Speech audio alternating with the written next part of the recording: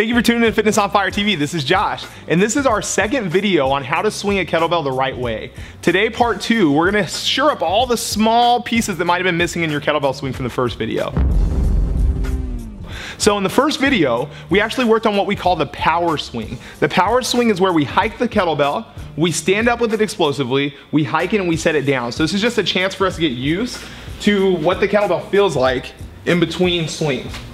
It's really working on the downswing and then the glute engagement.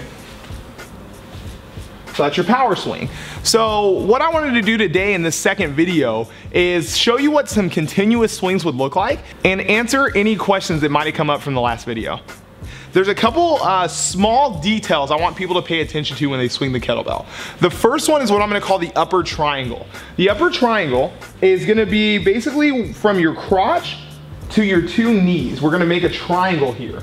When the kettlebell comes back in the downswing, we wanna make sure that we're landing the kettlebell in the upper triangle. If we're beneath the knees in the kettlebell swing, there's a pretty good chance it's hard to keep the back flat and keep that tall spine. And if you reference the very first video we talked about with kettlebells, one of the big 3 of deadlifting a kettlebell, the foundation of kettlebells is tall spine.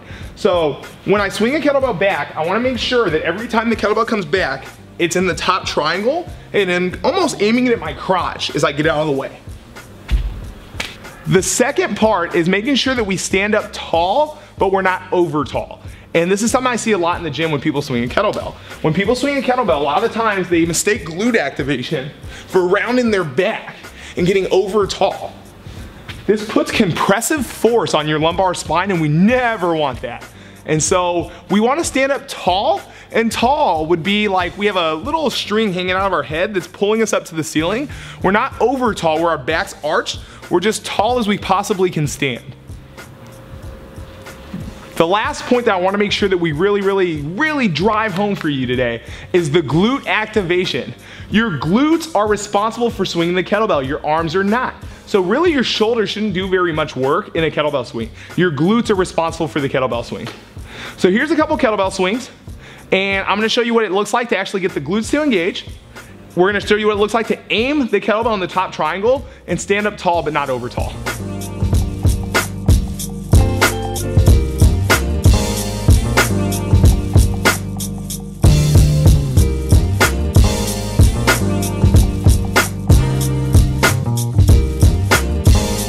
So you've come a really long way learning how to swing the kettlebell at this point. Now, as you practice, you're gonna find out that your glutes probably aren't gonna activate fully the first couple times. What I like to do in between kettlebell swings is I like to do a hip flexor stretch where I'm gonna take a knee, I'm going to shift my pelvis forward a little bit, I'm gonna squeeze my butt, and I'm gonna reach up and really try to stretch and extend my hip. I would do a few of these stretches on each leg for about 10 seconds and then go back to my kettlebell swings.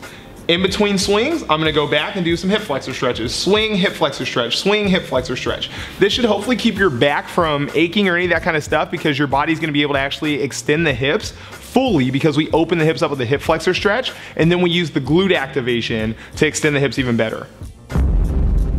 So thank you again for tuning in to How to Swing a Kettlebell the Right Way Part 2. It's been a pleasure working with you.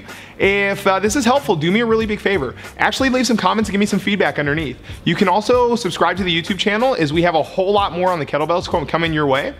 And connect with us on social media. You can find us on Twitter, Facebook, Instagram, and last but not least, you can find us on our website, www.fitnessonfireoc.com.